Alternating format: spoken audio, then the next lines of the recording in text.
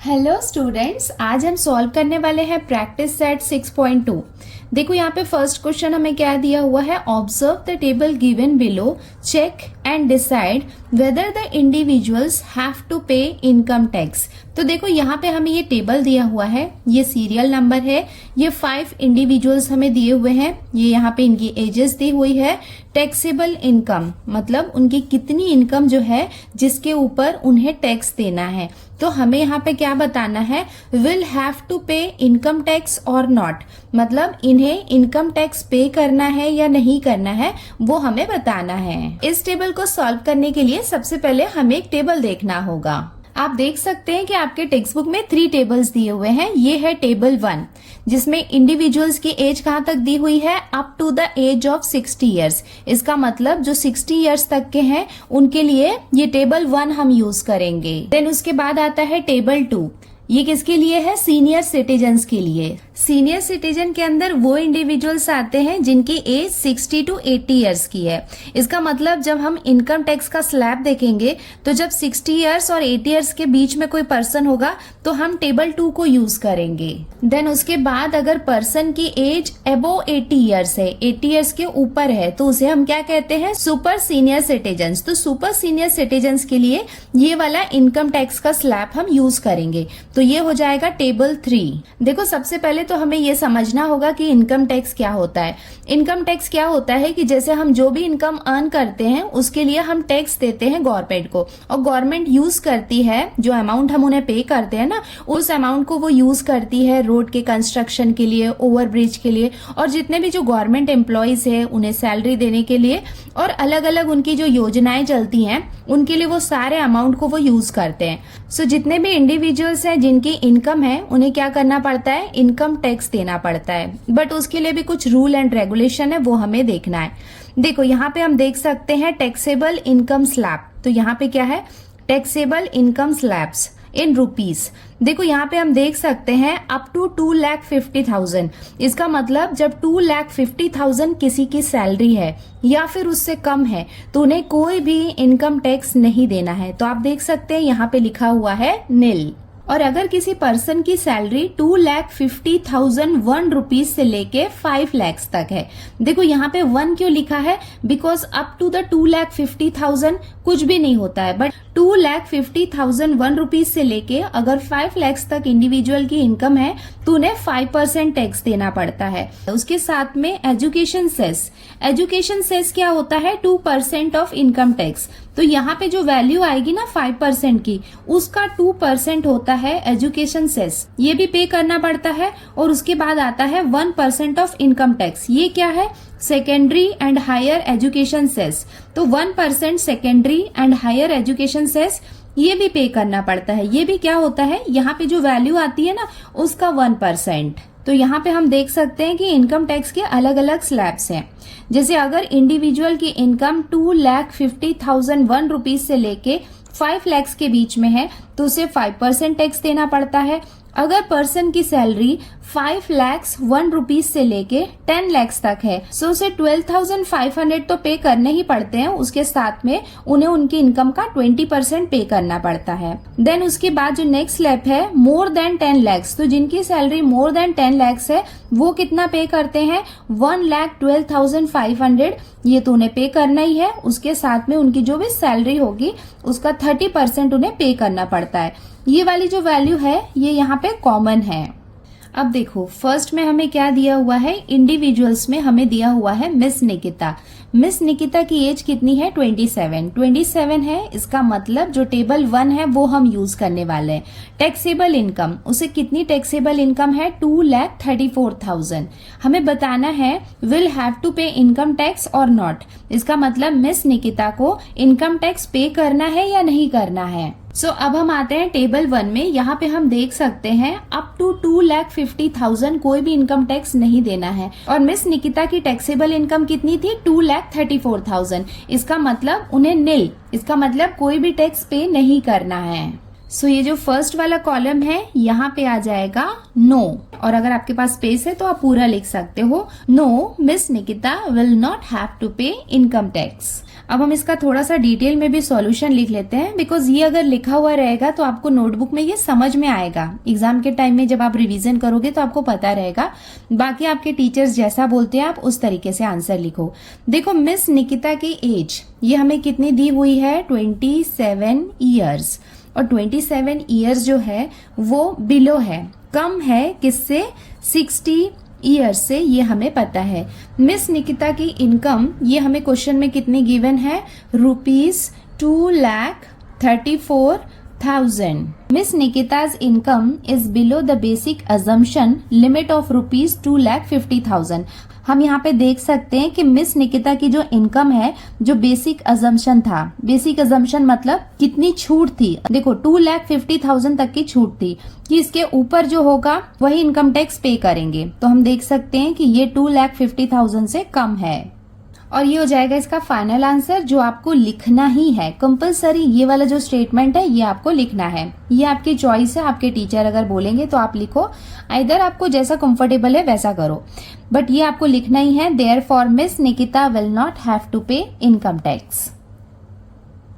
अब हम आते हैं सेकेंड इंडिविजुअल में। सेकेंड इंडिविजुअल कौन है, मिस्टर कुलकर्णी, जिनकी एज कितनी है, 36 ईयर्स। और यहाँ पे हम देख सकते हैं टैक्सेबल इनकम कितना है, 36 ईयर्स है, मतलब ये भी बिलो 60 ईयर्स है। इनकी सैलरी कितनी है, जो टैक्सेबल इनकम है, 3,27,000। सो यहाँ पे हम देख सकते हैं 3,27,000 यहाँ पे आता है, ये दोनों के बीच में आता है। इसका मतलब उन्हें टैक्स देना होगा। कितना देना है, 5%, 2%, ये इस क्वेश्चन में तो हमें कैलकुलेट नहीं करना है, बट हाँ 3,27,000 ये दोनों के बीच में आ रहा है, जो टैक्स स्लैब में हम देख सकते हैं कि उन्हें 5% पे करना है। तो इसका आंसर होगा यस। सो सेकेंड वाले कंडीशन में होगा yes, mister Kulkarni will have to pay income tax. अब हम आते हैं सेकेंड इंडिविजुअल मिस्टर कुलकर्णी में। मिस्टर कुलकर्णीज एज ये हमें क्वेश्चन में कितनी गिवन है, 36 ईयर्स, जो बिलो है 60 ईयर्स के, ये हम यहाँ पे देख सकते हैं। मिस्टर कुलकर्णीज इनकम, इनकी इनकम कितनी है, ₹3,27,000। Mr. Kulkarni's income is above the basic assumption limit of ₹2,50,000। तो मिस्टर कुलकर्णी की जो इनकम है, जो हमें छूट मिलती है 2,50,000 की, उससे अबव है। Therefore, mister Kulkarni will have to pay income tax. Third हम देख सकते हैं मिस मेहता, जिनकी एज कितनी है, 44 ईयर्स। इसका मतलब वो बिलो 60 हैं। इसका मतलब इसके लिए भी हम टेबल 1 देखेंगे। और इनकी सैलरी कितनी है, 5,82,000। सो हम टेबल 1 में देख सकते हैं कि 5,82,000 कहाँ पे आएगा, ये दोनों के बीच में आएगा, जिसके लिए ये वाला टैक्स हमें देना पड़ता है। टैक्स हम यहाँ पे कैलकुलेट नहीं कर रहे हैं, बट यस उन्हें टैक्स देना होगा। सो यहाँ पे आंसर आ जाएगा yes, miss Mehta will have to pay income tax. अब हम आ गए मिस मेहता के केस में। तो हम देख सकते हैं कि मिस मेहताज एज, इनकी एज कितनी है, 44 years, which is less than 60 years. उसके साथ में ही मिस मेहताज इनकम, उनकी इनकम हमें कितनी दी हुई है, 5,82,000। सो ये हमने लिख लिया, miss Mehta's income is above the basic exemption limit of ₹2,50,000। तो इनकी जो सैलरी है वो 2,50,000 से ज्यादा है। Therefore miss Mehta will have to pay income tax. Fourth individual हमें दिया हुआ है मिस्टर बजाज, जिनकी एज कितनी है, 64 ईयर्स। 64 ईयर्स है, इसका मतलब 60 ईयर्स से इनकी एज ज्यादा है। तो हम टेबल 2 देखेंगे और यहाँ पे हम देख सकते हैं कि इनकी इनकम कितनी है, 8,40,000। देखो ये बात हमेशा याद रखना कि जिनकी भी एज 60 से लेके 80 के बीच में आती है, उसके लिए हम टेबल 2 देखते हैं। टेबल 2 में हम देख सकते हैं कि मिस्टर बजाज की जो इनकम थी वो कितनी थी, 8,40,000।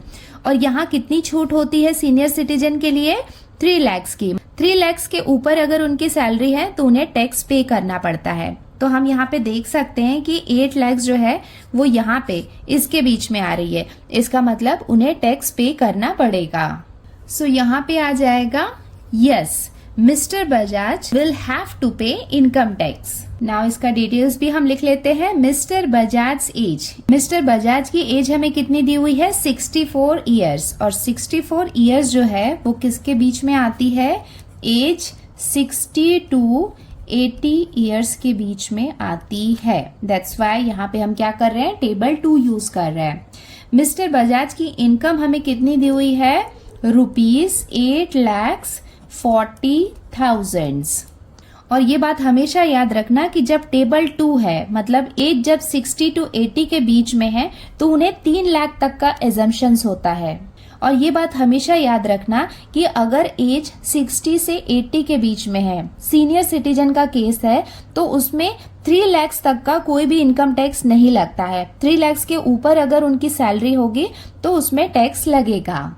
Mister Bajaj income is above the basic exemption limit of ₹3 lakh, मतलब जो 3 लाख की छूट होती है, अजम्पशन मतलब जो छूट होती है 3 लाख की, उससे ज्यादा है उनकी salary. Therefore, Mr. Bajaj will have to pay income tax. अब हम आते हैं इसके 5th इंडिविजुअल में, मिस्टर डिसिल्वा। देखो इनकी एज कितनी है, 81 ईयर्स। 81 ईयर्स का मतलब है अबोव 80 ईयर्स, 80 ईयर्स से ज्यादा है। और अगर 80 ईयर्स से एज ज्यादा होती है तो हम टेबल 3 को कंसीडर करते हैं। और यहाँ पे हम देख सकते हैं कि इनकी टैक्सेबल इनकम कितनी है, 4,50,000। तो चलो टेबल 3 को हम देख लेते हैं। देखो ये है टेबल 3, इन्हें हम कहते हैं सुपर सीनियर सिटीजन्स, मतलब जिनकी एज 80 ईयर्स से ज्यादा है वो सीनियर सिटीजन नहीं होते हैं, सुपर सीनियर सिटीजन्स होते हैं। देखो हमने देखा था कि मिस्टर डिसिल्वा की सैलरी कितनी थी, 4,50,000, बट यहाँ पे हम देख सकते हैं अप टू 5 लाख, मतलब अगर उनकी सैलरी 5 लाख तक है तो उन्हें कोई भी टैक्स नहीं देना पड़ता है। और 4,50,000 तो 5 लाख से कम है ना, इसका मतलब उन्हें कोई भी टैक्स नहीं देना होगा। सो यहाँ पे आ जाएगा no, mister D'Silva will not have to pay income tax. अब हम आते हैं इसके 5th वाले इंडिविजुअल में, मिस्टर डिसिल्वाज एज। ये हमें कितनी गिवन है, 81 ईयर्स, एंड 81 ईयर्स ज्यादा है, it is greater than 80 years. Mister D'Silva's income, उनकी इनकम हमें कितनी गिवन है, 4,50,000। Mr. De Silva's income is below the basic assumption limit of ₹5 lakhs. इसका मतलब जो मिस्टर डिसिल्वा है उनकी इनकम जो है वो बिलो है, कम है, किससे, बेसिक अजम्पशन। जो सुपर सीनियर सिटीजन है उन्हें जो छूट मिलती है 5 लाख की, उससे उनकी सैलरी कम है। Therefore, Mr. De Silva will not have to pay income tax. और ये हो जाएगा इसका आंसर। अब हम आते हैं इसके क्वेश्चन नंबर 2 में। यहाँ पे हमें क्या दिया हुआ है, मिस्टर करतार सिंह, जिनकी एज कितनी है, 48 ईयर्स है। इसका मतलब 60 ईयर्स से इनकी एज कम है, इसका मतलब हम टेबल 1 फॉलो करेंगे। Works in a private company, तो वो क्या करते हैं, प्राइवेट कंपनी में काम करते हैं। His monthly income after deduction of allowances is ₹42,000 and every month he contributes ₹3,000 to GPF. He has also bought ₹15,000 worth of NSC, National Savings Certificate, and donated ₹12,000 to the PM's Relief Fund. Compute his income tax. देखो इस question में हमें क्या करना है, mister Kartar Singh का income tax हमें compute करना है। कंप्यूट करने का मतलब है कैलकुलेट करना। फर्स्ट क्वेश्चन में तो हमने देखा था कि इनकम टैक्स पे करना है या नहीं करना है, यस एंड नो में हमने आंसर किया था। बट क्वेश्चन नंबर 2 में हम देखेंगे कि इनकम टैक्स को एक्चुअली में कैसे कैलकुलेट कर सकते हैं। तो वो हम कैसे करेंगे, सबसे पहले तो हम देखेंगे कि करतार सिंह की मंथली इनकम कितनी है। तो देखो यहाँ पे दिया हुआ है ना कि उनकी मंथली इनकम कितनी है, 42,000।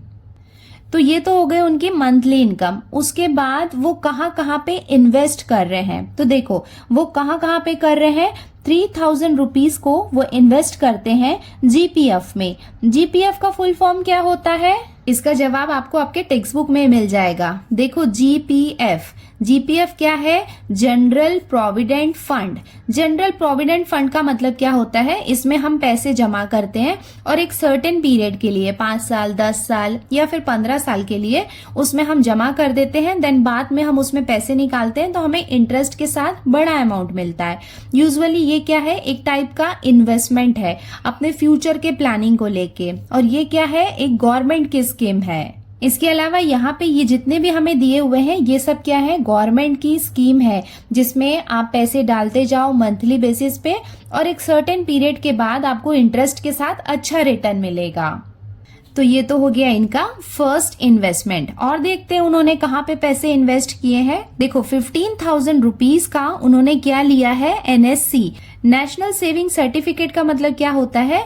उन्होंने बॉट किया है। बॉट किया है मतलब खरीदा है। तो 15,000 का वो खरीदेंगे, कम से कम उसे 5 साल या 10 साल के लिए रखेंगे, उसके बाद उन्हें उसकी बढ़ी हुई कीमत मिलेगी, मतलब 20,000 या 25,000 जो भी है उसका जो प्लान होगा उसके अकॉर्डिंग उन्हें एक बढ़ी हुई कीमत मिलेगी। तो ये तो हो गया उनका सेकेंड इन्वेस्टमेंट जो उन्होंने किया है। और देखते हैं उन्होंने कहाँ पे पैसे लगाए हैं। उसके साथ में ही उन्होंने 12,000 डोनेट किया है। किसमें? पीएम्स रिलीफ फंड में। पीएम्स रिलीफ फंड मतलब प्राइम मिनिस्टर्स रिलीफ फंड। देखो ये प्राइम मिनिस्टर रिलीफ फंड क्या होता है ना, जैसे कभी कभी कुछ डिजास्टर आ जाते हैं तो गवर्नमेंट हेल्प करती है। तो गवर्नमेंट का भी क्या होता है? एक फंड वाला पोर्टल होता है जहां पे हम इन्वेस्ट कर सकते हैं और गवर्नमेंट को हेल्प कर सकते हैं। तो ये हो गया इसका थर्ड इन्वेस्टमेंट। देखो यहाँ पे मिस्टर करतार सिंह ने जो जो इन्वेस्टमेंट किए हैं जीपीएफ में, एनएससी में और पीएम्स रिलीफ फंड में, ये तीनों क्या है? गवर्नमेंट की स्कीम है। अगर आप इनमें पैसे इन्वेस्ट करते हैं तो इसके लिए आपको वहां पे कोई टैक्स नहीं देना पड़ता है, तो इसे हम माइनस कर सकते हैं इनकी इनकम के साथ। देखो यहाँ पे जो 42,000 है ये क्या है? एवरी मंथ है। तो जब हम इसकी सैलरी कैलकुलेट करेंगे तो इसे हम 12 से मल्टीप्लाई करेंगे, मतलब पूरे 1 साल का हम क्या करने वाले हैं? यहाँ पे उसकी सैलरी निकालेंगे। बिकॉज इनकम टैक्स भी क्या होता है? ईयरली बेसिस पे हम काउंट करते हैं। तो बच्चों ये तो आपको अच्छे से समझ में आ गया होगा कि ये हो गई इसकी सैलरी और ये 3 हो गए इसके इन्वेस्टमेंट। देखो इन्वेस्टमेंट भी जो होता है ना उसको अलग अलग कैटेगरी में रखते हैं। जैसे जीपीएफ और एनएससी जो है वो आते हैं 80C में। देखो यहाँ पे 80G होता है, 80D होता है और 80C होता है। इसका मतलब ये है कि जो भी हम क्या कर रहे हैं? इन्वेस्टमेंट कर रहे हैं गवर्नमेंट की स्कीम में, तो वहां पे क्या होता है? उसे अलग अलग कैटेगरीज में डिवाइड किया गया है।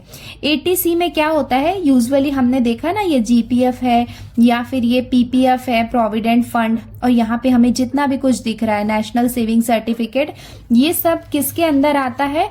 80C के अंदर आता है। 80D में क्या आता है? Health insurance. जब हम क्या करते हैं, इवन आप अपने पेरेंट्स से पूछ सकते हो कि आपके घर में उन्होंने हेल्थ इंश्योरेंस किया है कि नहीं। हेल्थ इंश्योरेंस में क्या होता है कि हम 1 ईयर के लिए कुछ पे करते हैं। सपोज 15,000 पे किया तो उस 15,000 में हमें क्या होता है? 1 ईयर के लिए क्या मिलता है? हेल्थ इंश्योरेंस मिलता है। तो अगर उस 1 ईयर के अंदर हम बीमार हो जाते हैं, सपोज हमें कोई बड़ी बीमारी हो गई या फिर एक्सीडेंट हो गया, तो हमें 2-3 लाख रुपीज लग गए उसमें, तो उस केस में क्या होता है? हम हेल्थ इंश्योरेंस में क्लेम कर सकते हैं और उसके बदले में हॉस्पिटल का सारा खर्चा हमें इंश्योरेंस कंपनी देती है। तो ये जो हम खरीदते हैं ना, इसे किसके अंदर आता है? सेक्शन 80D के अंदर आता है। तो ये 3 आपको पता होना चाहिए कि सेक्शन 80G क्या है, सेक्शन 80D क्या है और सेक्शन 80C क्या है। 80C में क्या होता है? यूजुअली जो डिफरेंट काइंड्स ऑफ सेविंग्स होते हैं ना, जैसा हमने देखा जीपीएफ है, नेशनल सेविंग सर्टिफिकेट्स है, और यहाँ पे ये जितना भी हमें दिख रहा है ये सब क्या है? 80C में आता है। 80D में सिंपली याद रखना हेल्थ इंश्योरेंस आता है। इसके अलावा भी कुछ है बट आपको सिर्फ हेल्थ इंश्योरेंस याद रखो, इतना इनफ है। 80G में क्या होता है? देखो prime minister relief fund, chief minister relief fund, मतलब जो अलग अलग टाइप के फंड होते हैं ना गवर्नमेंट के, प्राइम मिनिस्टर, चीफ मिनिस्टर, तो प्राइम मिनिस्टर जी के लिए जो हम क्या करते हैं, उन्हें हेल्प करने के लिए डोनेशन देते हैं, वो आता है 80G में। सो इतना काफी है समझने के लिए कि कहाँ कहाँ पे हमने कौन से इन्वेस्टमेंट किए और वो किसके अंडर आते हैं। तो चलो देखते हैं कि मिस्टर करतार सिंह कितना इनकम टैक्स पे करते हैं। काफी इंटरेस्टिंग है इसे फाइंड करना। सो अब हम स्टार्ट करते हैं इसका सॉल्यूशन, जिसमें हम फाइंड करेंगे उसका टोटल इनकम टैक्स कितना है। देखो mister Kartar Singh monthly income, उनकी मंथली इनकम कितनी है। देखो यहाँ पे क्वेश्चन में हमें गिवन है ना 42,000। तो सबसे पहले स्टेप में हम क्या करेंगे, मिस्टर करतार सिंह का ईयरली इनकम हम फाइंड करेंगे।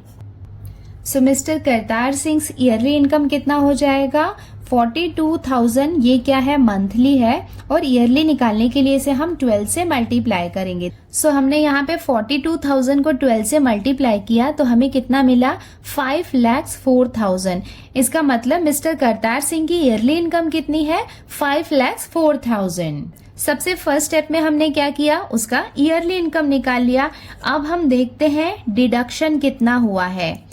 टोटल डिडक्शन आपके लिए न्यू वर्ड है, डिडक्शन। डिडक्शन का मतलब है ऐसा अमाउंट जिसमें इनकम टैक्स नहीं लगता है, और वो क्या है, जहां जहां उसने इन्वेस्ट किया है गवर्नमेंट की स्कीम में। सो डिडक्शन में सबसे पहले हम देखते हैं अकॉर्डिंग टू ATC। मैंने आपको बताया था ना कि अलग अलग इन्वेस्टमेंट और सेविंग स्कीम जो है जो ATC के अंदर आते हैं। सो जो क्वेश्चन में हमें दिया हुआ है ATC के अंदर क्या आता है, सबसे पहले तो आता है GPF, जनरल प्रोविडेंट फंड, और ये कितना है, देखो वो 3,000 इन्वेस्ट करते हैं, बट क्वेश्चन में मेंशन है एवरी मंथ। तो अगर वो एवरी मंथ कर रहे हैं, इसका मतलब 12 मंथ में 1 ईयर में वो कितना पे कर रहे हैं, वो पे कर रहे हैं ₹36,000 पर ईयर। तो ये तो हो गया कितना GPF पे कर रहे हैं वो ईयरली 36,000। नाउ सेकेंड, करतार जी कहाँ पे इन्वेस्ट कर रहे हैं, NSC में, नेशनल सेविंग सर्टिफिकेट में। उसमें वो कितना इन्वेस्ट कर रहे हैं ₹15,000। देखो जो 15,000 का केस है वहां पे क्या लिखा हुआ है, he has also bought ₹15,000 worth of NSC। देखो नेशनल सेविंग सर्टिफिकेट, यहाँ पे ऐसा मंथली या ईयरली तो मेंशन नहीं किया है। यहाँ पे देखो मेंशन किया था every month he contributed ₹3,000। That's why हमने यहाँ पे क्या किया 12 से मल्टीप्लाई किया। यहाँ पे ऐसा एवरी मंथ ऐसा कुछ मेंशन नहीं किया है, तो यहाँ पे जो अमाउंट है उसको हम एज इट इज लिखेंगे। सो ये तो हो गया NSC। सो ये अमाउंट कितना हो गया, देखो 36,000 और 15,000। इसका मतलब इस पर्टिकुलर अमाउंट में कोई भी टैक्स नहीं लगेगा। तो इसको हम क्या करते हैं, ऐड कर लेते हैं, तो हमें कितना मिलेगा 51,000। इसके साथ हमने ये भी देखा कि वो PM's रिलीफ फंड में 12,000 डोनेट करते हैं। देखो जब भी PM, चीफ मिनिस्टर, ऐसा जो फंड होगा जिसे वो डोनेट करता है वो किसके अंदर आता है, ATG के अंदर। अब हम आ गए इसके थर्ड वाली कंडीशन में। थर्ड कंडीशन में क्या है, amount donated to PM's relief fund according to ATG। ये आपको पता होना चाहिए क्योंकि कई बार मल्टीपल चॉइस क्वेश्चन में आ सकता है कि जो PM रिलीफ फंड में जो अमाउंट होता है वो कौन से सेक्शन के अंदर आता है, सेक्शन ATG, ATC या ATD। तो हमेशा याद रखना प्राइम मिनिस्टर या फिर कोई भी रिलीफ फंड होगा, चीफ मिनिस्टर, वो सब किसके अंदर आता है, ATG के अंदर। तो करतार सिंह ने कितना डोनेट किया है PM's रिलीफ फंड में, ₹12,000। इसमें भी कुछ मेंशन नहीं है कि मंथली है, तो ये हो गया इसका फिक्स अमाउंट। सो हम यहाँ पे देख सकते हैं कि हमें करतार सिंह की ईयरली इनकम पता चल गई है 5,04,000। ये साल भर में वो इतना पैसा कमाते हैं, बट वो कहाँ कहाँ पे गवर्नमेंट की स्कीम में लगा रहे हैं, 51,000 अकॉर्डिंग टू ATC वो इन्वेस्ट कर रहे हैं, और ATG में वो 12,000 इन्वेस्ट कर रहे हैं। इसका मतलब 51,000 प्लस 12,000, ये दोनों अमाउंट को हमें ऐड करना होगा, बिकॉज ये दोनों अमाउंट को ऐड करके हम इसके साथ माइनस करेंगे, बिकॉज इस अमाउंट में कोई भी टैक्स नहीं लगेगा। तो अब हम क्या करते हैं, हम देखते हैं कि टैक्सेबल इनकम कौन कौन सी है। तो हम यहाँ पे लिख लेते हैं टैक्सेबल इनकम। ये हम कैसे निकालेंगे, देखो किसमें टैक्स लगने वाला था, जो फर्स्ट वाला है कॉलम उसमें यहाँ पे क्या लगने वाला था, टैक्स लगने वाला था, बट इसको हम माइनस करने वाले हैं। किसके साथ माइनस करेंगे, ये सेकेंड और ये थर्ड वाले के साथ में, बट ये दोनों को हमें ऐड भी करना है। तो यहाँ पे हम लिख लेते हैं 2 + 3, 2 + 3 का मतलब है ये अलग अलग जो स्लैब है ये हमने लिखे हैं यहाँ पे, ये दोनों को ऐड करेंगे और इसके साथ में 1 मतलब इसके टोटल ईयरली इनकम के साथ इसे हम माइनस करेंगे। इक्वल्स टू, सिंपल है, वैल्यू पुट करनी है। देखो 1 की वैल्यू हमें यहाँ पे कितनी मिली थी, 5 lakhs, तो यहाँ पे हम लिख लेते हैं 5,04,000। ये हो गया ये फर्स्ट वाली वैल्यू। माइनस देखो यहाँ पे हम देख सकते हैं 2 की वैल्यू, 2 में हमें कितना मिला है 51,000, तो यहाँ पे हम लिख लेंगे 51,000 प्लस 3 में कितना अमाउंट है 12,000, तो यहाँ पे आ जाएगा 12,000 इक्वल्स टू, नाउ इसे हम एज इट इज कॉपी कर लेते हैं 5,04,000 को माइनस ये दोनों को हम ऐड करेंगे तो हमें कितना मिलेगा 63,000। सो अब हम क्या करेंगे 5,04,000 से 63,000 को माइनस करेंगे, बिकॉज ये जो अमाउंट है ये टैक्सेबल नहीं है, इसमें टैक्स नहीं लगता है। चलो इसे हम माइनस कर लेते हैं, आप रफक में माइनस कर लेना, तो हमें कितना मिलेगा 4,41,000 रुपीज। ये क्या हो गया, टैक्सेबल इनकम हो गया। इसका मतलब अब हम इनकम टैक्स कैलकुलेट कर सकते हैं इस अमाउंट पे। इनकम टैक्स हम कैसे फाइंड करें, इसके लिए हमें देखना होगा टेबल 1। टेबल 1 हम क्यों देख रहे हैं, बिकॉज करतार सिंह की एज कितनी है 48 ईयर्स है। यहाँ पे हम देख सकते हैं टेबल 1 में करतार सिंह की टैक्सेबल इनकम हमें कितनी मिली थी 4,41,000।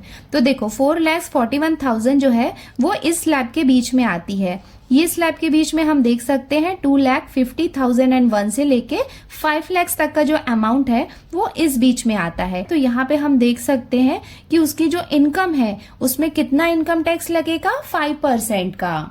सो ये हमने यहाँ पे मेंशन कर दिया है from table 1 taxable income is in the slab, मतलब कौन से स्लैब के बीच में आता है। स्लैब का मतलब है कि ये जो अमाउंट है वो कौन सी रेंज के बीच में आता है। तो यहाँ हम देख सकते हैं 2,50,001 से लेके 5 lakhs के बीच में इसका जो अमाउंट है वो आता है, और इसके ऊपर कितना टैक्स लगेगा 5% का लगेगा, ये भी हमने देख लिया है। तो अब हम क्या करते हैं, इसका इनकम टैक्स फाइंड कर लेते हैं। तो ये हम लिख लेते हैं therefore income tax equals to, देखो 4,41,000 था। सो अब हम फाइंड करते हैं इसका इनकम टैक्स। तो इस स्लैब में आ रहा है, इसका मतलब 5% का इनकम टैक्स लगेगा।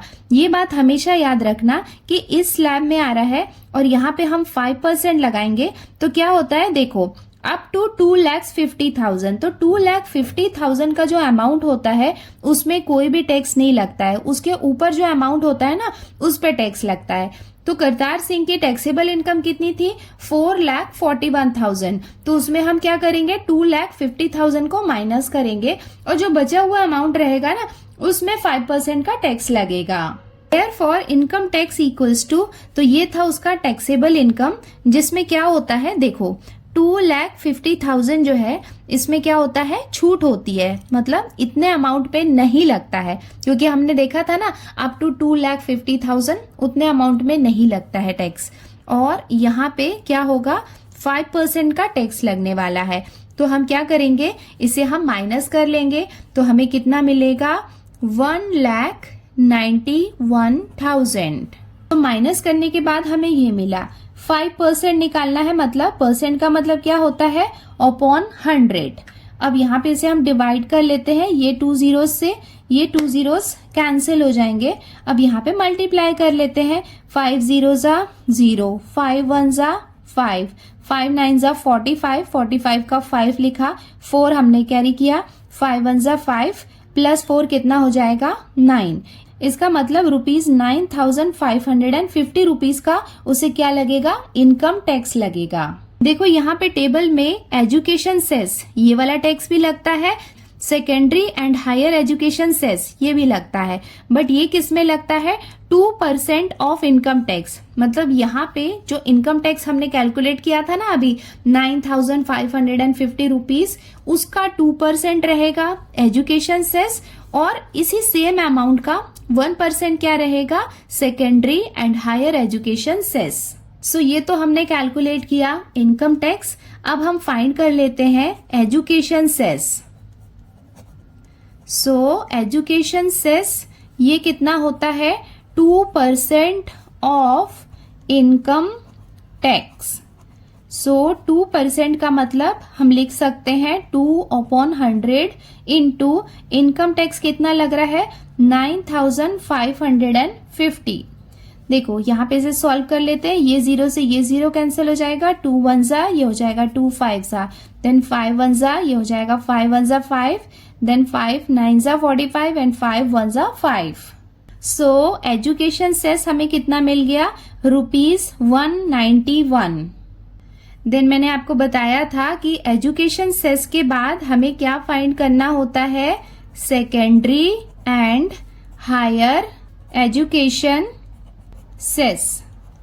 ये कितना होता है 1% of income tax equals to 1% का मतलब कितना होगा 1/100 मल्टीप्लाई बाय इनकम टैक्स हमें कितना मिला था 9550। इसे भी हम सॉल्व कर लेते हैं, ये 0 से ये 0 कैंसिल हो जाएगा। देखो हमारे पास क्या बाकी है 955/10। इसको हम कैसे सॉल्व कर सकते हैं, देखो ये 10 को रिमूव करने के लिए क्या हम इसे ऐसे लिख सकते हैं 95.5। सो ये हो गया इसका फाइनल कैलकुलेशन। तो अब हम आ जाते हैं total income tax. Total income tax मतलब कितना लग रहा है टोटल, हमने 3 टाइम्स काउंट किया। ये था फर्स्ट वाला कैलकुलेशन जो कितना था 5% था। तो सबसे पहला अमाउंट हम लिख लेते हैं 9550।